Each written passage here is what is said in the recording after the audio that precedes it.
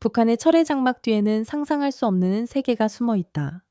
독재자의 사치제국, 비밀궁전부터 호화 요트, 고급 와인, 개인 벙커까지. 그의 국민들이 굶주리는 동안 김정은은 왕족처럼 살며 그의 건드릴 수 없는 부를 방패이자 무기로 과시한다. 이 권력과 과잉의 역설 속으로 들어가 보자. 김정은의 막대한 부. 북한의 최고 지도자인 김정은은 절대 권력으로 악명이 높을 뿐만 아니라 전 세계의 주목을 받는 막대한 개인 재산으로도 유명하다. 공식 수치는 비밀에 가려져 있지만 독립적인 추정에 따르면 그의 재산은 약 50억 달러에 이를 수 있으며 일부 소식통은 실제 금액이 수백억 달러에 달할 수 있다고 주장한다. 드러나지 않는 자산과 은밀한 금융 네트워크를 고려했을 때 가능한 수치다. 주목할 점은 김정은의 부가 단순히 권력을 물려받아 생긴 것이 아니라는 것이다. 대부분은 북한이 풍부하게 보유한 천연자원의 공격적인 착취에서 비롯된다. 석탄, 철, 금, 희토류 등 가치 있는 광물은 국제 제재에도 불구하고 중국을 비롯한 여러 나라의 큰 관심을 끌고 있다.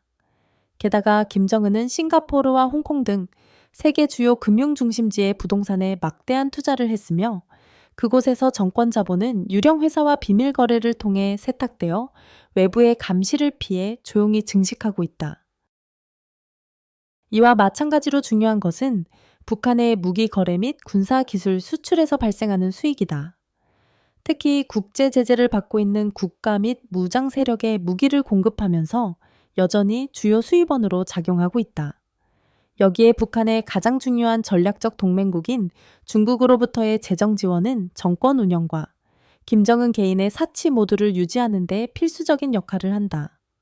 더 중요한 것은 김정은이 단순히 가문의 유산을 물려받은 수동적인 후계자가 아니라는 점이다. 그는 자신의 경제 제국을 적극적으로 강화하고 확장하고 있다. 최고 권력자로서 그는 국가 경제 전반에 대한 절대적인 통제권을 행사한다. 국영 기업들을 자신의 권력 연장의 수단으로 활용함으로써 김정은은 자신의 호화로운 생활을 자금 지원하고 동시에 북한의 엘리트층으로부터 절대 충성을 이끌어낸다.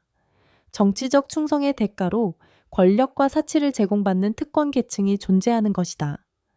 더 깊이 들여다보면 김정은의 재산은 단순한 개인적 향락을 넘어서 정권 안정을 위한 핵심 기반으로 작용하고 있다. 철저히 계산된 후원을 통해 그는 금전적 의존에 기반한 권력 네트워크를 구축했으며 그 안에서 충성심은 이념이 아니라 즉각적인 물질적 보상으로 유지된다.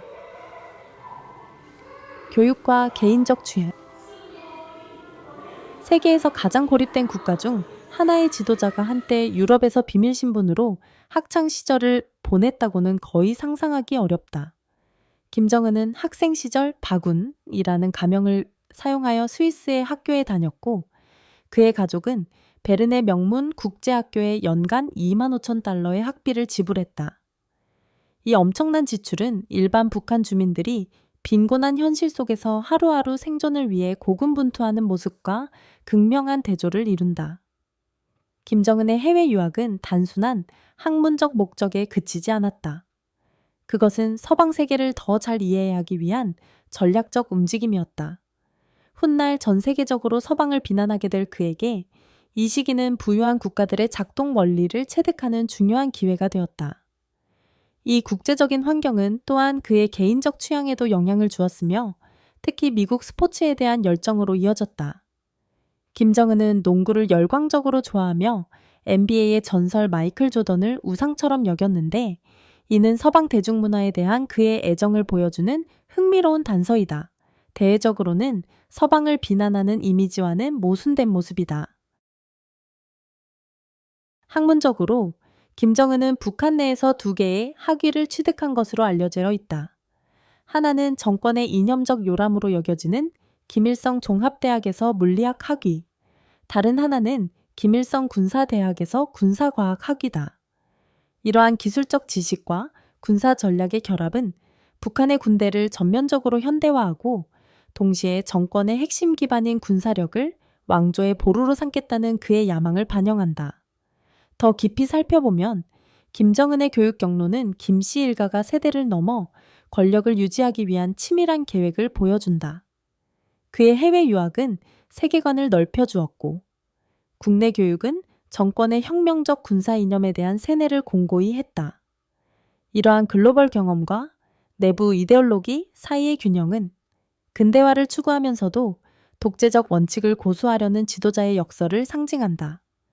심지어 농구에 대한 김정은의 사랑, 단순한 개인 취미로 보이는 이 점조차 그의 외교 전략을 반영한다. 그가 유명한 NBA 스타 데니스 로드맨을 평양으로 초청한 것은 우연이 아니다. 스포츠를 통해 자신의 이미지를 인간적으로 보이게 하려는 소프트 파워 도구로 활용한 것이다. 궁전과 지하 벙커. 사치와 개인적인 보안에 대한 불안이 결합된 김정은의 궁전 네트워크는 절대 권력과 생존 불안이 어떻게 융합될 수 있는지를 생생하게 보여준다. 그는 무려 17개의 궁전을 소유하고 있으며 이는 실용적인 필요를 훨씬 초과하지만 어디에도 진정 안전한 곳은 없다라는 사고방식과 완벽하게 일치한다. 그 중에서도 룡성저택, 5555 저택으로도 알려져 있으며 는 그의 개인적인 권력의 중심이자 정권의 상징이다. 이곳은 단순한 집이 아니다. 이는 최고의 보안 기준에 맞춰 지어진 요새이다. 이 단지는 핵방호 벙커, 방사선을 차단하는 납 강화 콘크리트 벽, 전기 울타리, 광범위하게 배치된 지렛밭, 그리고 여러 층의 철저히 요새화된 군사 검문소를 포함하고 있다. 동일하게 주목할 만한 것은 이러한 궁전들을 연결하는 지하터널 네트워크이다. 이는 김정은이 비상시에 은밀하고 안전하게 이동할 수 있게 해준다. 이는 단순한 보안 기능을 넘어 오랜 기간 동안 권력을 공고히 해온 지도자가 처한 암살이나 내부 반란에 대한 깊은 두려움을 반영한다. 본토를 넘어 김정은은 원산 근처에 개인 섬도 소유하고 있으며 이곳은 개인 항공기 착륙장과 외국 손님을 맞이하거나 개인적인 휴양을 위한 호화 요트가 항상 대기 중이다. 처음 보기에는 열대지방의 휴양지처럼 보일 수 있지만 사실 이 섬은 두 가지 목적을 가지고 있다. 호화로운 피난처이자 국가적 위기 상황에서 탈출할 수 있는 정교하게 계산된 경로이다. 더 깊이 분석해보면 김정은의 광범위한 궁전과 벙커 네트워크는 단순히 부의 과시가 아니라 철저히 설계된 생존 전략이다. 김정은에게 있어 개인 보안은 정치적 권력과 불가분의 관계를 가지며 어떤 취약점이라도 그의 정권을 쉽게 붕괴시킬 수 있기 때문이다. 개인 항공기와 육상 호송단. 김정은은 자신의 궁전뿐만 아니라 교통수단에도 세심한 관심을 기울이며 이를 공중 요새와 호화로운 이동 피난처로 탈바꿈시켰다. 그의 개인 항공기 함대는 다양하며 그중 가장 눈에 띄는 것은 IL-6입니다. 이는 냉전 시대의 제트기로 1000km의 비행 범위를 자랑하며 김정은이 연료 보충 없이 전 세계 거의 모든 목적지로 이동할 수 있게 해준다. 또한 그는 우크라이나제 중형 항공기인 엔토노브 AN 48을 소유하고 있으며 이 항공기는 중국 같은 인접 국가로의 짧은 여행에 적합하다. 그러나 기능성은 이야기의 일부분에 불과하다. 이 항공기들은 가죽 소파, 크리스탈 잿더리, 첨단 보안 기술 등으로 호화롭게 커스터마이즈 되어 있으며 최고 지도자의 절대적인 안전을 보장한다. 특히 그의 항공기 중 하나는 에어포스 원이라는 장난스럽고 자랑스러운 별명을 가지고 있다. 이는 미국의 에어포스 원을 패러디한 것으로 그의 절대 권력의 개인화된 성격을 강조한다. 하지만 김정은은 공중여행에만 의존하지 않는다. 육지에서 이동할 때는 그는 쇼메이수 모대에서 20대의 차량으로 구성된 인상적인 호송단과 함께 이동한다. 이 호송단에는 장갑차, 호위 차량, 그리고 어떤 비상사태에도 대응할 수 있는 구조 유닛들이 포함되어 있다. 이 호송단은 단순한 권력 과시를 넘어서 전방위적인 방어 유닛으로 작동하며 언제나 그의 안전을 보장한다. 더 깊이 보면 김정은의 항공기와 호송단에 대한 투자는 중요한 이해를 나타낸다. 권력은 최적의 이동성과 개인적 보호가 결합될 때 비로소 안전하다는 것이다. 정치적 변화가 갑작스럽게 일어날 수 있고 지도자가 끊임없는 감시를 받는 나라에서 김정은은 세계의 거의 모든 국가, 지도자들 중 그 누구도 가지지 못한 이동 요새를 자신에게 구축했다. 호화요트와 슈퍼카. 많은 세계 지도자들이 겸손함과 재정적 책임을 나타내기 위해 소박한 교통수단을 선택하는 반면 김정은은 다른 철학을 받아들인다. 사치는 권력이다. 그의 요트와 슈퍼카 컬렉션은 이 믿음을 생생하게 증명한다. 그 중에서 가장 눈에 띄는 것은 100m 길이의 슈퍼요트로 헬리패드와 최고 수준의 고급 인테리어를 갖추고 있으며 세계 최고의 억만장자들이 소유한 요트와 어깨를 나란히 한다. 김정은은 또한 100대 이상의 호화 자동차를 소유하고 있으며 그 중에는 메르세데스 벤츠, 롤스로이스, 마이바흐와 같은 전설적인 브랜드와 람보르기니와 같은 고성능 아이콘들이 포함된다. 이 차량들은 단순한 교통수단이 아니라 그가 가진 독보적인 지위와 우월성을 선언하는 도구이다. 그의 차량 중 하나인 장갑차 마이바흐 SU500은 170만 달러의 가치를 자랑하며 총알에서 수류탄까지 모든 공격을 견딜 수 있도록 제작되어 김정은이 공개석상에 나설 때마다 최대의 안전을 보장한다. 이는 사치와 실용주의의 완벽한 결합이다. 개인적인 호화로움을 과시하면서도 타협 없는 보호를 제공하는 것이다. 더 깊이 보면 김정은의 호화 자동차와 요트에 대한 집착은 단순한 개인적 즐거움을 넘어서 그의 이미지를 전 세계에서 강력한 지도자로 각인시키는 상징이다. 북한의 대다수 국민들에게 그들 대부분은 빈곤 속에서 살아가고 있다. 이 컬렉션은 달성할 수 없는 욕망을 의미하며 권력으로부터의 거리감을 강하게 느끼게 한다. 전 세계 관객에게 이들은 명확한 메시지를 전달한다.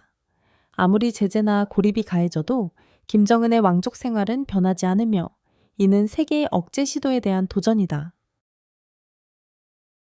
호화시계, 피아노, 개인 영화관.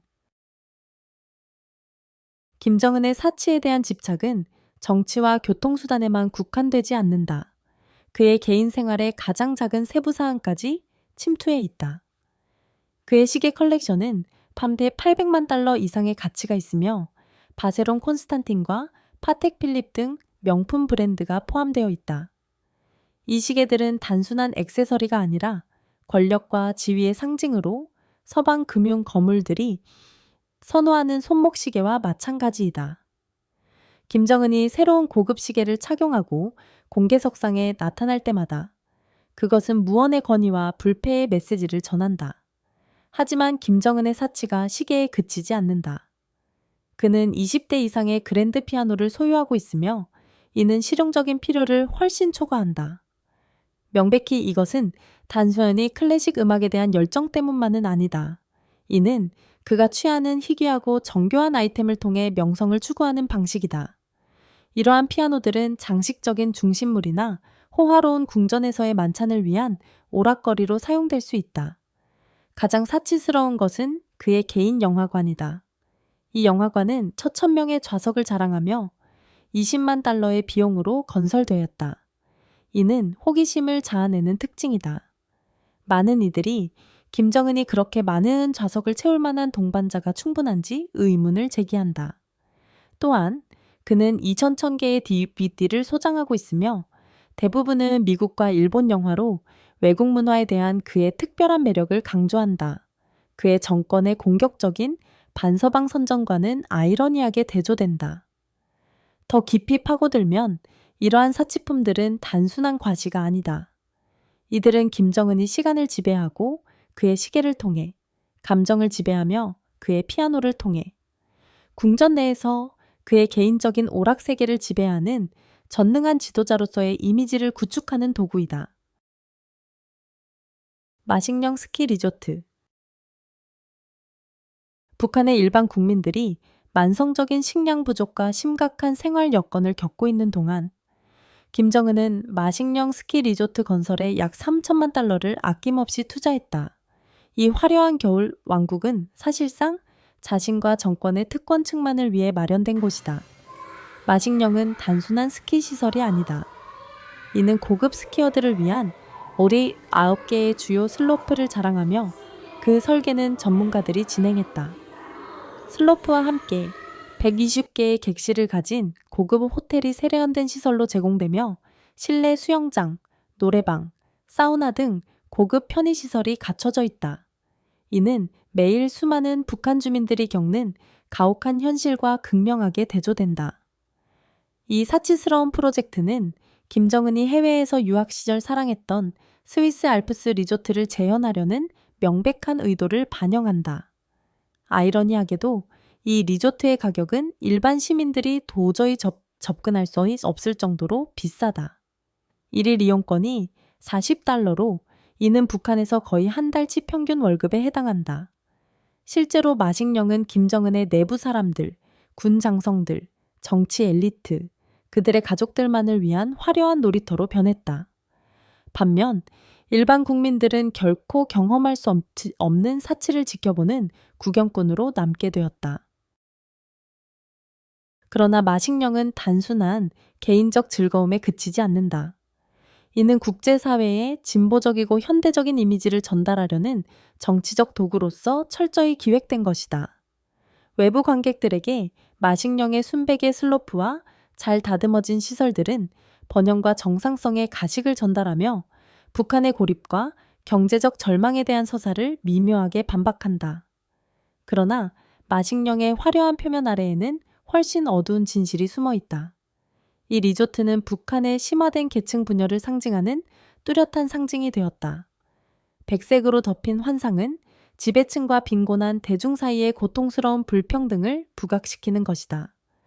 본질적으로 마식령의 슬로프는 하얀 눈으로 덮여 있지만 그것은 불평등에 갇힌 국가의 긴 그림자를 들이운다.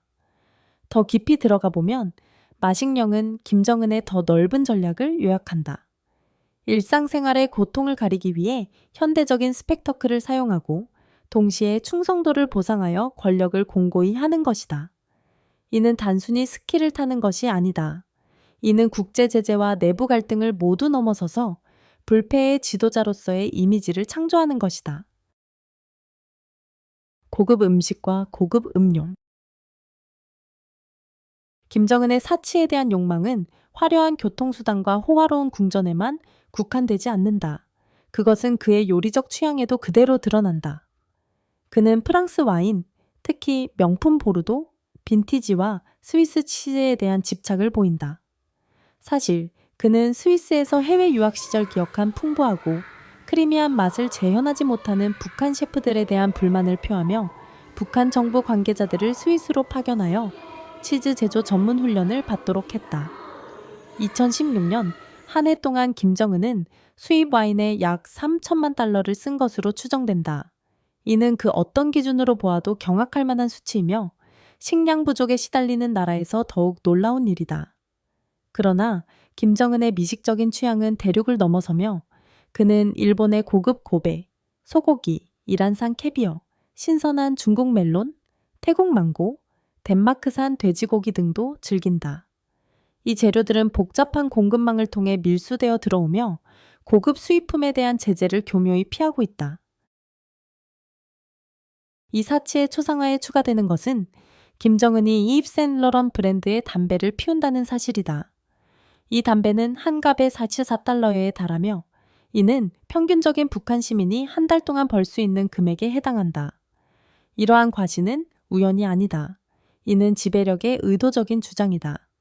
더 깊이 들어가면 김정은의 고급 음식과 고급 음료에 대한 사치는 단순한 개인적인 즐거움을 넘어서서 세계 제재 체제에 대한 반항의 상징적인 표현이다.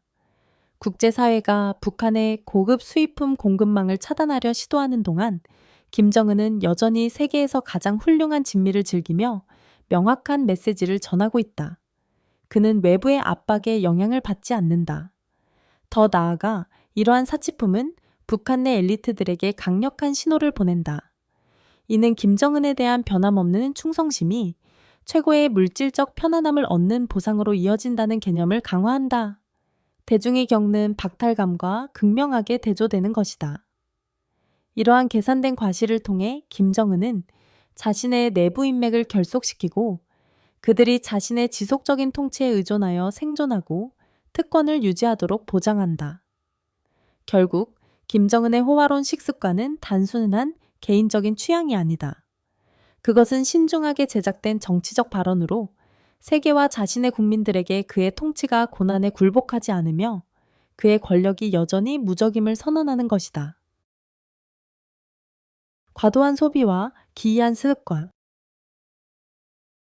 김정은의 과도함은 전통적인 사치를 넘어 초현실적인 영역에까지 미친다. 그의 소비 패턴과 개인적인 습관은 너무 특이해서 세계에서 가장 부유한 엘리트들조차 놀라게 한다.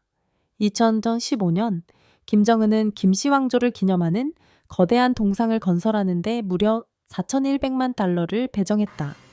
이는 자신과 아버지 김정일, 그리고 할아버지 김일성을 위한 엄청난 경의의 표시이다.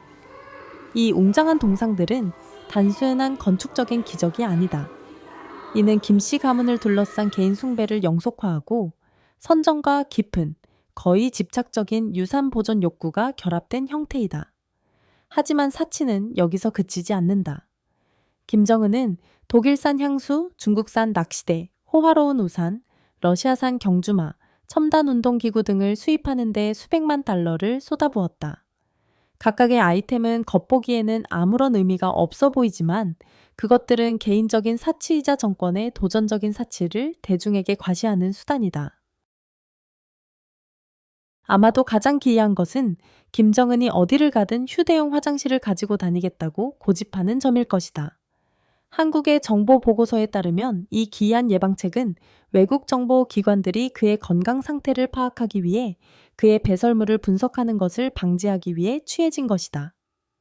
지도자의 건강은 국가 안보에서 가장 중요한 문제인 북한에서 가장 개인적인 생리적 흔적조차 철저히 보호된다. 더 깊이 살펴보면 이러한 과도한 소비는 단순한 무작위 사치가 아니다.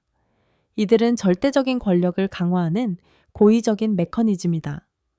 수입된 모든 사치품, 모든 거대한 동상, 모든 기이한 개인 습관은 김정은의 전능함을 강화하는 것이다.